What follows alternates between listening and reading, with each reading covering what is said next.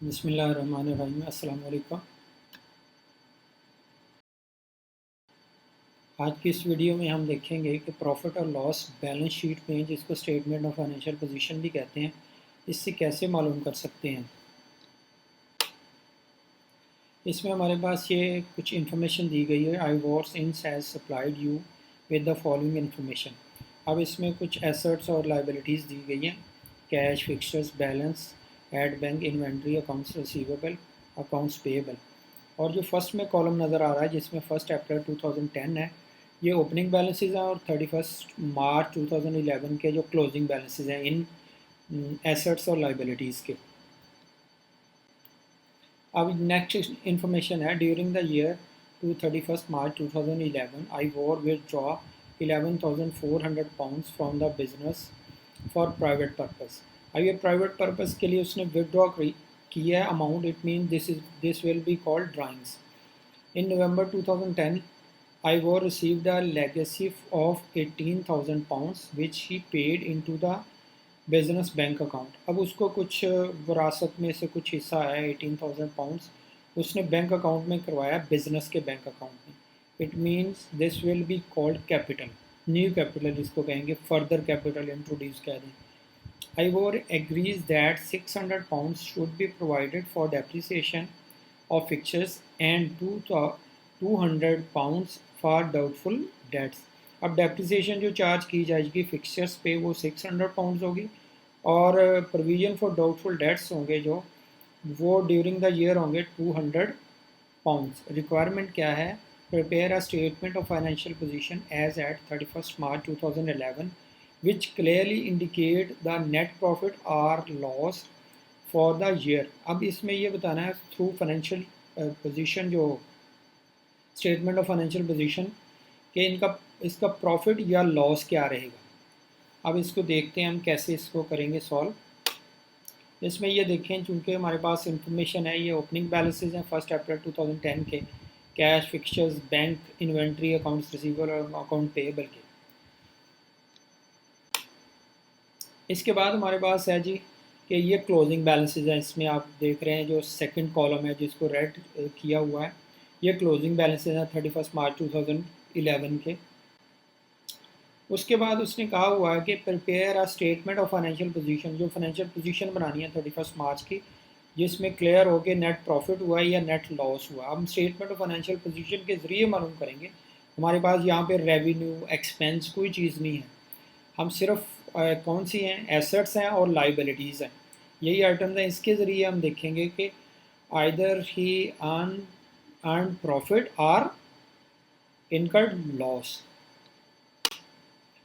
अब इसमें ये इन्फॉर्मेशन हमारे पास है, इसमें कैपिटल हमें दिया नहीं हुआ, जो उसके ओपनिंग बैलेंसेस हैं उसमें हमारे पास कैपिटल नहीं है। कैपिटल, ओपनिंग कैपिटल तो होना चाहिए, क्योंकि क्लोजिंग कैपिटल तो हम स्टेटमेंट ऑफ फाइनेंशियल पोजीशन में फाइंड आउट करेंगे, लेकिन उससे पहले ओपनिंग कैपिटल होना चाहिए। लेकिन अब हमारे पास यहाँ पे ओपनिंग कैपिटल भी नहीं दिया हुआ। हम देखते हैं इसको कैसे फाइंड आउट करेंगे पहले। अब कैपिटल किसके इक्वल होता है? Assets less liabilities is equal to capital. अब 2010 का जो ओपनिंग कैपिटल हम फाइंड आउट करेंगे, इसमें देखिए हमारे पास एसेट्स हैं, जो ओपनिंग एसेट्स हैं उनकी वैल्यूज़ हैं कैश, फिक्सचर्स और बैंक, इन्वेंट्री और अकाउंट्स रिसीवेबल, ये सारे एसेट्स हैं। इनको ले लेंगे, इनको प्लस कर लेंगे हम, इनकी वैल्यू हमारे पास आ जाएगी 40,100, इन सब के एसेट्स को प्लस करके। उसके बाद हम इसमें से लेस लाइबिलिटीज़ कर देंगे, जो कि सिर्फ हमारे पास अकाउंट्स पेएबल ही है, वो 5200 है, उसमें से लेस कर देंगे 40,100 लेस 5200। हमारे पास आ जाएगा कैपिटल, जो कि ओपनिंग कैपिटल होगा ऑन 1 अप्रैल 2010 का 34,900। उसके बाद है आई वॉर इन, इसकी स्टेटमेंट ऑफ फाइनेंशियल पोजीशन, जिसको बैलेंस शीट भी कहते हैं, वो बनाएंगे हम एंडिंग, क्लोजिंग जो होगी स्टेटमेंट ऑफ फाइनेंशियल पोजीशन, जो कि ईयर एंड पे बनाएंगे। वो हमने बनाया था कैपिटल फाइंड आउट करने के लिए, पिछला जो बैलेंस शीट बनाई थी स्टेटमेंट ऑफ फाइनेंशियल पोजीशन में, वो बनाई थी हमने कैपिटल फाइंड आउट करने के लिए ओपनिंग बैलेंसेस से। अब क्लोजिंग बैलेंसेस से हम इसकी बैलेंस शीट बनाएंगे। उसका फॉर्मेट ये होता है, सबसे पहले उसका है ट्रेडर का नेम है, उसके बाद स्टेटमेंट ऑफ फाइनेंशियल पोजीशन, जिसको बैलेंस शीट भी कहते हैं, एज एट 31 मार्च 2011। अब इसमें सबसे पहले हम करंट एसेट्स लेते हैं, नॉन करंट भी ले सकते हैं, हम पहले करंट ले रहे हैं, करंट एसेट्स होते हैं। उसके बाद हमारे पास इसमें करंट एसेट्स में कैश है, उसका क्लोजिंग बैलेंस है 700 आ जाएगा यहाँ पे। उसके बाद बैलेंस एट बैंक, या जिसको कैश एट बैंक भी कहते हैं, सिंपल बैंक भी कह सकते हैं, इसका क्लोजिंग बैलेंस है 8320। ये देखें यहाँ पे 8320 कैश एट बैंक। उसके बाद हमारे पास है इन्वेंट्री। इन्वेंट्री है 19,000 की, क्लोजिंग बैलेंस है इन्वेंट्री का, इन्वेंट्री 19,000 की। और उसके बाद है अकाउंट्स रिसीवेबल, इसका क्लोजिंग बैलेंस है 4,640। अब इसमें से लेस करेंगे जो डाउटफुल डेट्स की अमाउंट रखी है, मीन्स के प्रोविजन फॉर डाउटफुल डेट्स या अमाउंट फॉर डाउटफुल डेट्स है, जो इसको डाउटफुल डेट्स भी कहते हैं, प्रोविजन फॉर डाउटफुल डेट्स भी कहते हैं, इसके फर्दर और नेम भी होते हैं। 200 इसको लेस करेंगे हम अकाउंट्स रिसीवेबल में से। अब ये प्रोविजन फॉर डाउटफुल डेट्स की अमाउंट लेस करेंगे 4640 में से 200 लेस करेंगे, हमारे पास आ जाएगा 4440। ये हमारे पास टोटल एसेट्स करंट एसेट्स आ गए हैं, इनकी अमाउंट है, करंट एसेट्स की अमाउंट है 32,460। उसके बाद फिक्स एसेट्स या जिसको नॉन करंट एसेट्स भी कहते हैं, उनको देखेंगे हम। अब नॉन करंट एसेट्स में सबसे पहले फिक्सचर आ रहे हैं हमारे पास, और इनकी क्लोजिंग अमाउंट है, क्लोजिंग बैलेंस है इनका 7,600। अब इसमें हम पुट कर देंगे फिक्स एसेट्स में फिक्सचर्स को 7,600। उसके बाद है 600 pounds should be provided for depreciation of fixtures. अब 600 डेप्रिसिएशन लेंगे इसकी,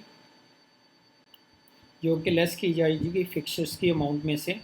7,600 less 600, net book value will be of fixtures 7,000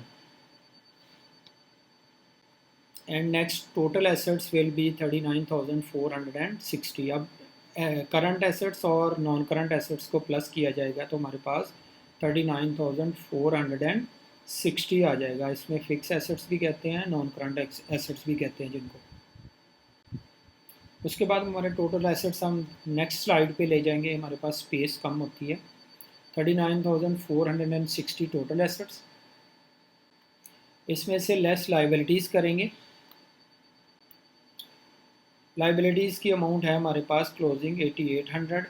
accounts payable है, अकाउंट्स पेएबल 8800।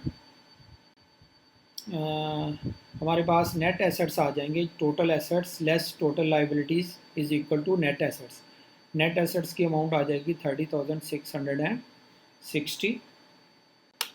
नेक्स्ट हमारे पास आ जाएगा कैपिटल पार्ट, जो कि राइट साइड होता है, assets less liabilities is equal to capital. अब हम कैपिटल को करेंगे, नेट एसेट्स पे हम इसको क्लोज कर देंगे। आप नज़र आ रहा होगा आपको 30,660 के नीचे डबल लाइन लगाई हुई है, इट मीन्स कि हम इसको क्लोज करेंगे। यहाँ पे हम बैलेंस शीट में एक साइड क्लोज करते हैं, नेट एसेट्स पे आके क्लोज करते हैं, उसके बाद कैपिटल का पार्ट शुरू करते हैं।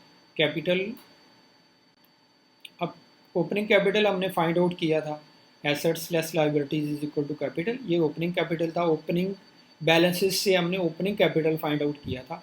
अब हम करने जा रहे हैं क्लोजिंग कैपिटल। अब ये ओपनिंग कैपिटल हमारे पास आया था 34,900। अब ये ओपनिंग कैपिटल ले लेंगे हम 34,900।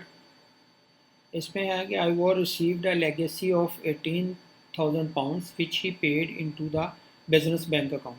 अब ये लेगेसी है, मीन उसके विरासत में कोई उसके पेरेंट्स की तरफ से उसको कोई हिस्सा मिला था, जिसको विरासत में जो होती है उसको लेगेसी बोलते हैं। 18,000 पाउंड्स है। अब ये उसने क्या किया, बिजनेस बैंक अकाउंट में डिपॉजिट करवा दिया। अब इसको हम कैपिटल की शक्ल में लेंगे कि फर्दर कैपिटल है, उसने इंट्रोड्यूस और अमाउंट, उसने अपनी पर्सनल अमाउंट जो है कि बिज़नेस में पुट की है, तो इसको हम कहेंगे कैपिटल। अब ये देखें, add new capital introduce, mean उसने फर्दर कैपिटल इंट्रोड्यूस करवाया है। अब 18,000 इसमें प्लस कर देंगे, opening capital plus new capital introduce. अब ये हमारे पास आ जाएगा इसका टोटल 52,900। उसके बाद है आई war withdraw 11,400 from the business for private purpose.